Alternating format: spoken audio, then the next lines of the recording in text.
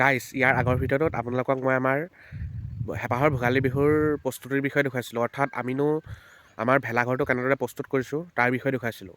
আৰু আজি চাওঁচোন আহক আমি আমাৰ হেপাহৰ ভেলাঘৰটোনো কেনেদৰে সম্পূৰ্ণ কৰি উলিয়ালোঁ, বা আমিনো আমাৰ হেপাহৰ ভোগালী বিহুটো কেনেদৰে উদযাপন কৰিলোঁ তাকে চাওঁচোন আহক।